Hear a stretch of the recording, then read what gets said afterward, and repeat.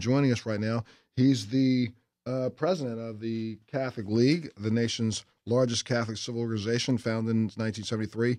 Catholic League defends the rights of Catholics, lay, and clergy alike to participate in the American public life without defamation and discrimination. Bill is also a teacher in the 1970s, working in Spanish Harlem. In 1980, he was awarded his PhD in sociology from New York University.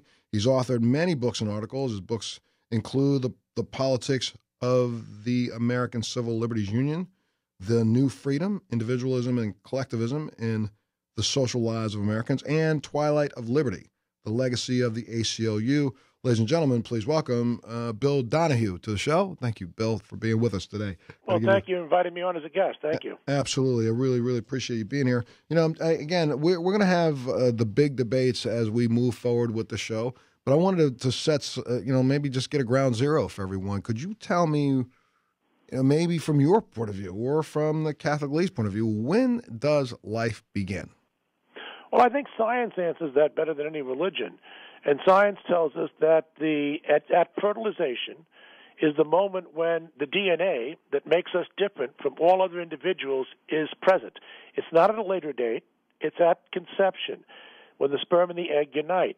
The color of your skin, the color of your eyes, the texture of your hair, all the individual properties that make us distinct from another human being are available right there at conception, at fertilization, and not at some other point. So it seems to me... But science, now, I just had two scientists on, and I'll probably get another 20 on that will tell you that it doesn't happen when that sperm goes through the egg wall. It happens about, anywhere from 24 to 48 hours later, when that sperm and that DNA from the sperm and the DNA from the egg actually do intertwine. So it's about a 28 to 48 hour period of time. Well, I think what they're talking about is implantation there, which is somewhat different property. But implantation or sperm, when the two get together, because if that's different, then so therefore when a sperm and an egg are put together in a petri dish, there's a difference in when life begins then, and a difference when life begins when sperm and egg get together in utero.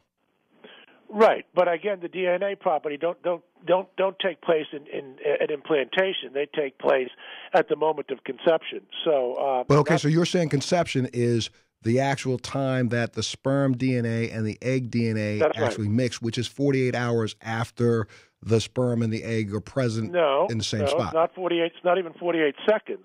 No, quite frankly, it's when the sperm and the egg unite at fertilization. That's when the human properties that make us distinct begin, not 48 hours later. Okay, well, that's where science and everybody's got a problem. That's why I keep trying to ask this question, because I don't get it. Because if that's what happens, and we're making we're distinguishing between sperm and egg coming together in utero and sperm and egg coming together in petri dish. So if that's the question, then sperm and egg that come together in petri dish, which right now we have assisted fertilization for 1 million couples a year. I think the number's something staggering here in this world. So those eggs are different than the eggs that happen inside of a uterus. Right. And see, then if you just wait right there, let's stop right there. If that's right, then why? I got to ask this question. This is the one that's driving me nuts. I have MS. And I suffer from an illness that right now is afflicting, we think, well over 2 million Americans, contrary to what the National Institute of Health keeps putting out, 350,000 or less. They've been putting out the same number for the last 20 years. We know for a fact, because I did a study with the Montel Williams MS Foundation through Zogby and also Gallup, both of whom came back with numbers well over 1.25 million people already diagnosed.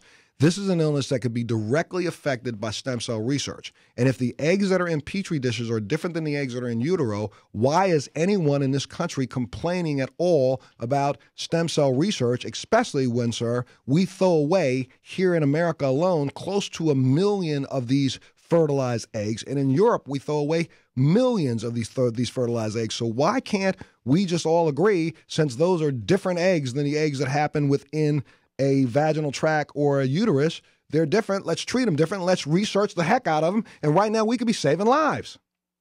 Well, here's what I would say, and I think this is just simply a matter of science. I mean, my doctorate is in sociology. I'll admit I'm not a biologist, but I'll just tell you what the science tells us about this. We all of us as human beings started as an embryo. It is impossible to do embryonic stem cell research without killing the embryo. But wait, that's why people like me object. But the embryo, but you just said that there's a difference between an embryo inside a uterus and an embryo inside of a petri dish. The ones that are being put inside of people that are turning into babies are embryos made inside of petri dishes. If they're different and we don't give them the same amount of respect, then let me test the heck out of them, because nobody should care. They don't matter. They're just two pieces of DNA that came together, and that DNA right there I can use to save my life. Give me an answer to that when I come back. Again, he's the president of the Catholic League of New York. Bill Donohue joins us. And Bill, we're talking life. You know, the president's got to is going to probably end up having to make two choices in the Supreme Court. One very quickly, and another one, I'm just thinking that, Judge Stevens might retire. He's 90, almost 90 years old. I think he's probably going to retire. You got any choices, or are you going to weigh into the president's upcoming decision? Well, obviously, I would prefer somebody who would be more respectful of the life issues than President Obama has shown himself, and he continues to appoint people like Kathleen Sebelius, who's never found an abortion she couldn't justify. I would settle. Even though I believe that life begins at conception and not 48 hours later. Boy, I would celebrate. I'd be dancing in the street if I found out that we could come to a national consensus, even if we're 48 hours later. Look at the difference we'd make. I always look at it this way. When in doubt, why not err on the side of being cautious? If I'm driving down a street and I see a bunch of kids playing in the street, and I see an empty box in the street, prudence tells me to drive around the box just because it might be a child inside the box. We shouldn't be, if we have some doubts, and let's say there are reasonable people who have legitimate differences as to what exactly life begins at that moment of fertilization, implantation, 48 hours later, that's okay. Why not just assume that life begins at that point, which could be the earliest, and then work the other way? What we have today is that people are saying, well, I don't care about when life begins. I'm concerned about personhood. Now we're really engaged in some very slippery discussion.